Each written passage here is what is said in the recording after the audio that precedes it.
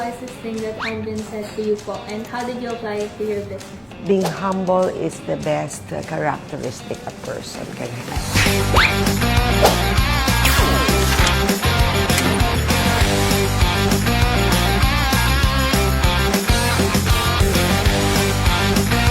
Good afternoon, everyone. I'm Caroline Tanchay. I am a businesswoman, and I also created Dean DeLuca Philippines. Paano nagsimula ang Dean DeLuca Philippines, and what inspired you to do or to bring here? Like you, I have a son who has a medical issue, genetic medical issue. Based on my research, I traveled all over the world to find a cure for him.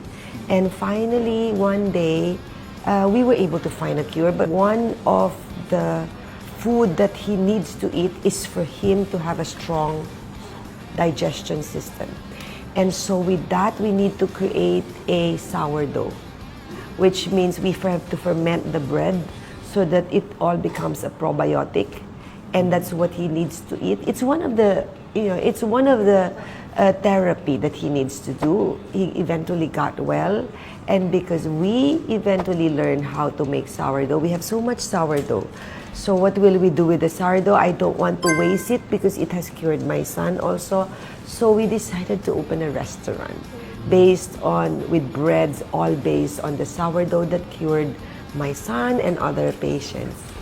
Dean DeLuca is a premium cafe and bakery brand that has global presence. And as the CEO of our Philippine branch, what is the biggest challenge that you have encountered? Okay, there's a lot of challenge every day because opening a restaurant, running a restaurant is just like fashion.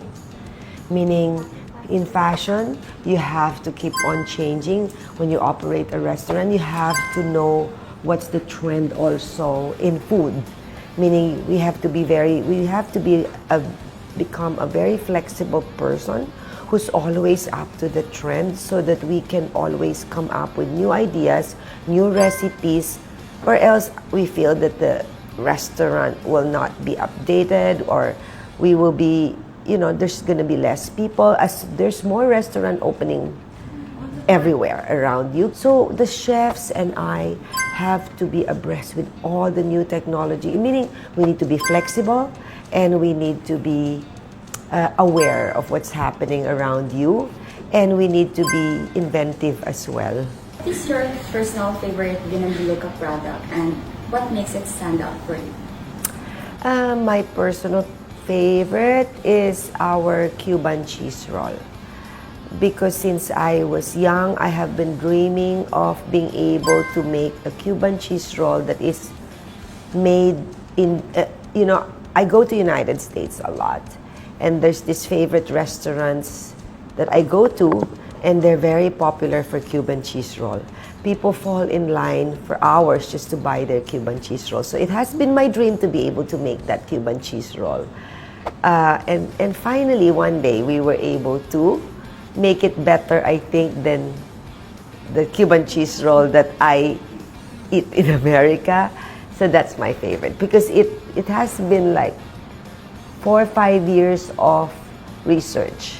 What has been the wisest thing that had been said to you po, and how did you apply it to your business? Being humble is the best characteristic a person can ever have. No matter what you have achieved in life, you must always be grounded and rooted.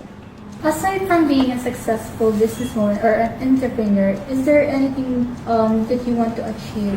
I wanted to be able to give back to my community and to be able to help the country by championing some program for the country that would help uplift the lives of many as well as bring a good reputation to the country.